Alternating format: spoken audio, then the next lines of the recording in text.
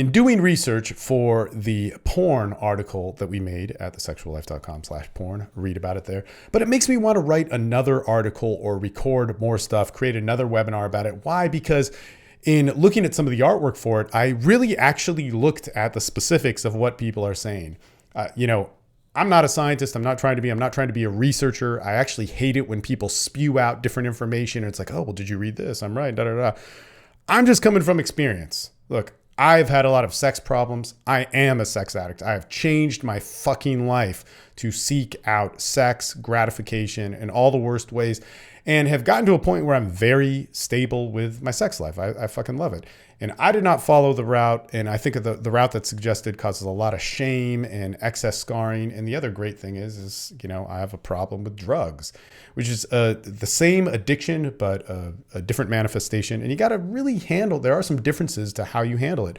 Either way, at some point, you got to cut out the shame. So one of the things that I found was some artwork on one of the many webinars on how porn is destroying your life. And it says many symptoms, one cause. And let's go through these, and then I'll give you a little bit of a variation of what really did work for myself. And I would suggest, works for other people. And I so want to do this as a 30-day challenge. But basically it says many symptoms, one cause. Impotence, can't get it up to a partner, but can get it up to porn. Okay, that's one of the common complaints. Frequent masturbation, little satisfaction. Distress about escalation to more extreme porn. Morphine porn tastes that don't match your sexuality. Severe worsening of social anxiety. Growing erectile dysfunction, even with extreme porn.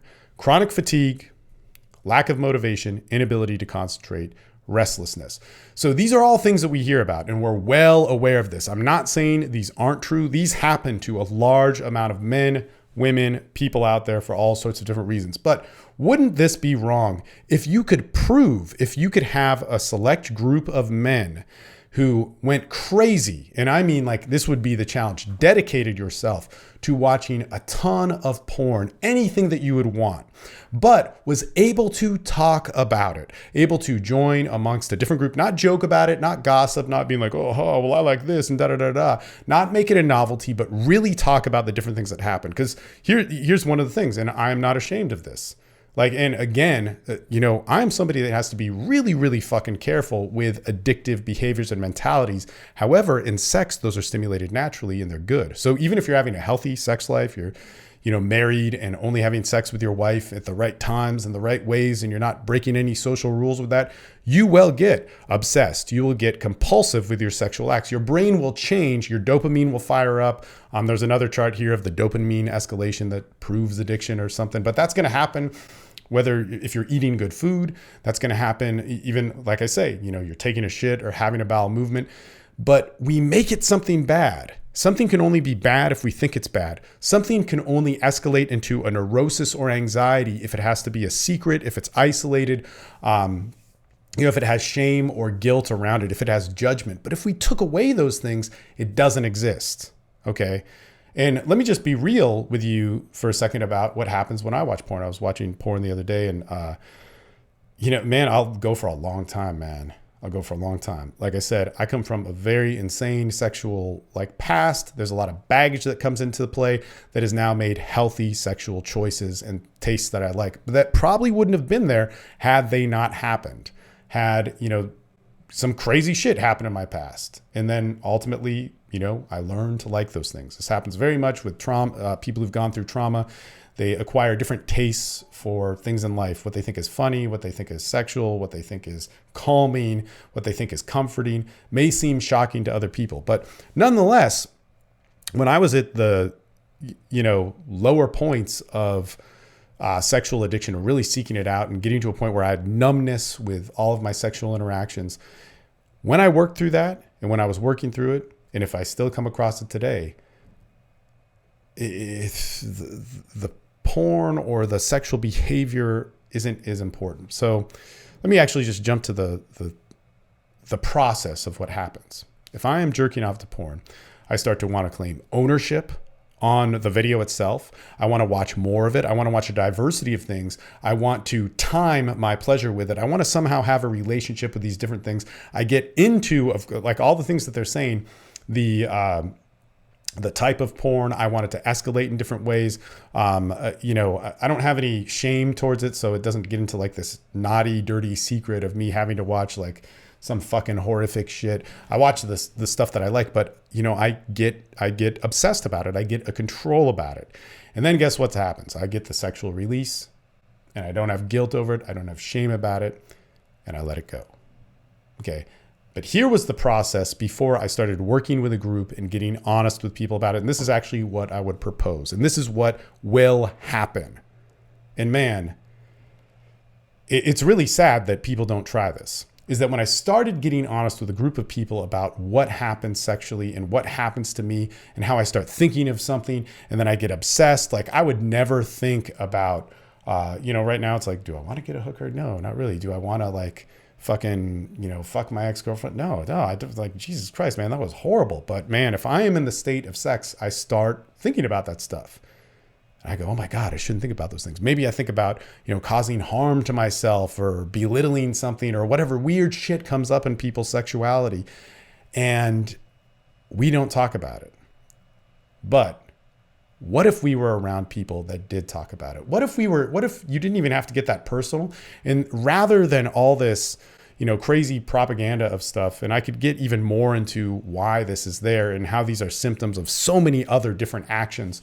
But it's because that in our culture, nobody sets an expectation of what happens when you start to use your sexual body. What do we get when you start to get hormones, when you want a girlfriend, when you want to hook up, when you're young and you start to get supercharged with this, be careful with masturbation. You could, trip up on porn, but nobody actually explains, man, you're going to access a different part of your mind that is going to have you have hyper awareness.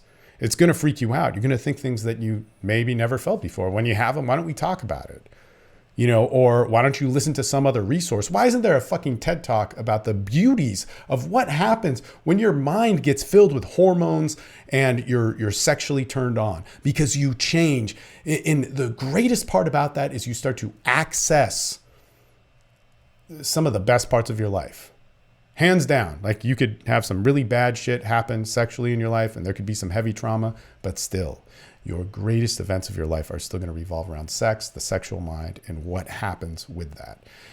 The other crazy thing about this list is that these are all things that happen to young men who don't have a lot of experience with sex, who have a lot. It's going to happen more and more prevalent with men who have shame or come from a culture or household that has shamed sexuality, and people who have had trauma around sex.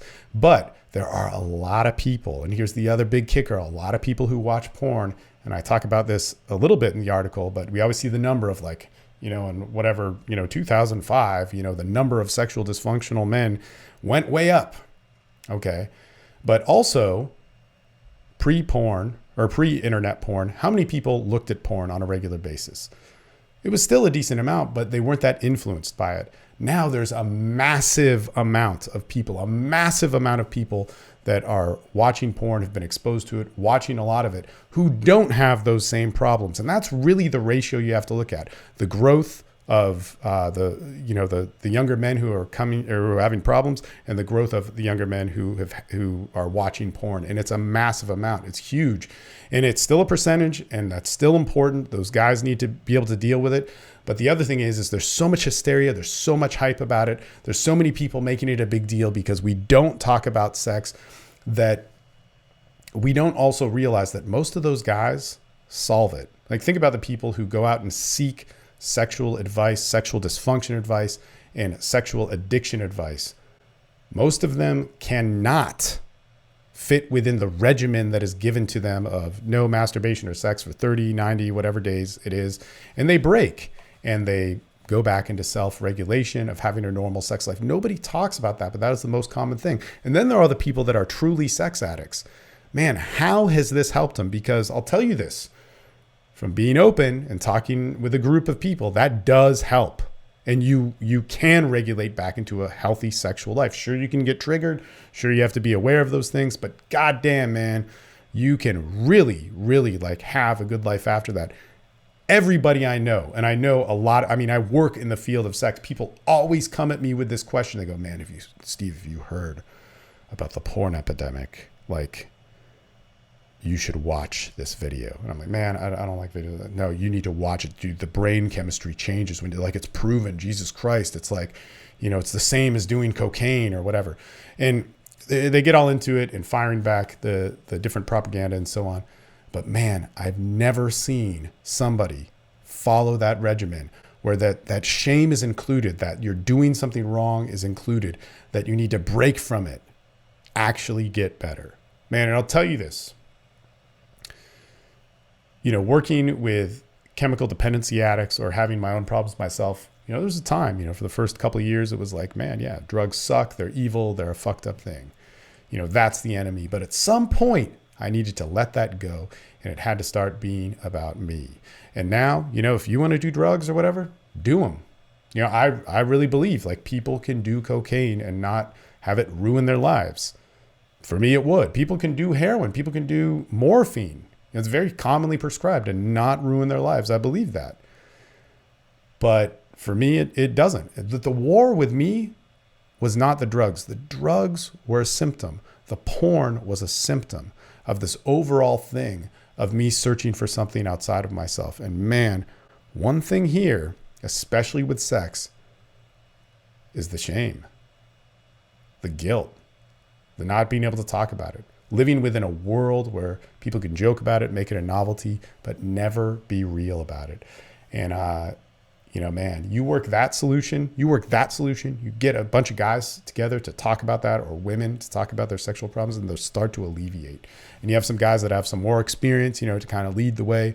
Some guys that are brand new that you can help out. A lot of amazing things can happen. I think we should do that as a challenge, man. That's just a badass thing. You know, masturbate as much as you want to internet porn, meet together as a group, talk about it, and see what it really does to us. See where we go with it. Stop making it a big deal. Stop making it something to run from, and start making it something to get to know and talk about. Man, sex is something that is normal. You need it. You need it. You need your expression to live it. Now with all this excess stimuli, let's learn how to like move within that, because for me, and for a bunch of other sex addicts that I know that was very helpful for me and my journey, that's what we did.